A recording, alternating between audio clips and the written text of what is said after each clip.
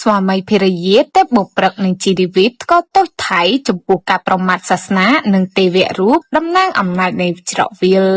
បន្ទាប់ពីកងទ័ពថៃឆ្លៀនពៀននិងបានវាយកំទេចរូបសំណាកទេវរូបវិស្ណុក្នុងដែនធម្មតាយភាពកម្ពុជាបានធ្វើឲ្យពិភពលោកស្គាល់ទោសជាខ្លាំងក្នុងនោះដែរគូស្វាមីភរិយាតារាចម្រៀងលោកជីរីវីតនិងទេពបុព្រឹកបានធ្វើការថ្កោលទោសយ៉ាងខ្លាំងចំពោះទង្វើរបស់ថៃលើវិស័យសាសនា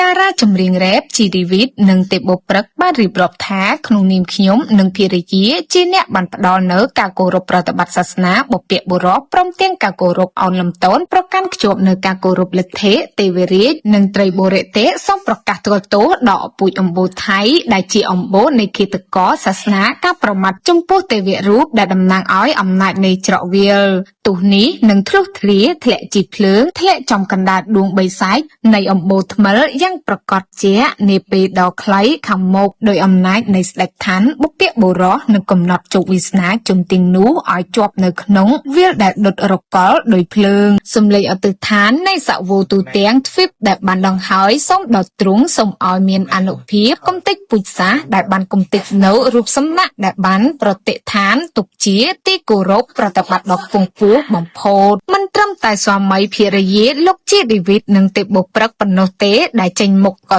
ទោសចំពោះទង្វើអាក្រក់របស់ថៃសម្បីតែមហាជនទាំងក្នុងនិងក្រៅប្រទេសបានសម្ដែងនៅការសោកស្ដាយនិងថ្កោលទោសការវិកំទេចរូបសំណាកទេវរូបវិស្ណុក្នុងទឹកដីប្រទេសកម្ពុជាផងដែរគួរបញ្ជាក់ផងដែរថាបន្ទាប់ពីកងទ័ពថៃបានឈ្លានពាននិងបានវាយកំទេចរូបសំណាកទេវរូបវិស្ណុក្នុងដែនអធិបតេយ្យភាពកម្ពុជាបានធ្វើឲ្យពិភពលោកថ្កោលទោសជាខ្លាំងជាក់ស្ដែងក្រសួងធម្មតានិងសាសនាស្នើដល់សាសនិកទូទាំងពិភពលោកនិងសហគមន៍អន្តរជាតិថ្កោលទោសសកម្មភាពថ្មិលអត្តសាសនារបស់កងទ័ពឈ្លានពានថៃដែលបានវាយកំទេចរូបសំណាកទេវរូបវិស្ណុក្នុងដែនអធិបតេយ្យភាពកម្ពុជាក្រសួងធម្មតានិងសាសនាញញត្តិថ្កោលទោសការវាយកំទេចរូបសំណាកទេវរូបវិស្ណុក្នុងដែនអធិបតេយ្យភាពនៃព្រះរាជាណាចក្រកម្ពុជា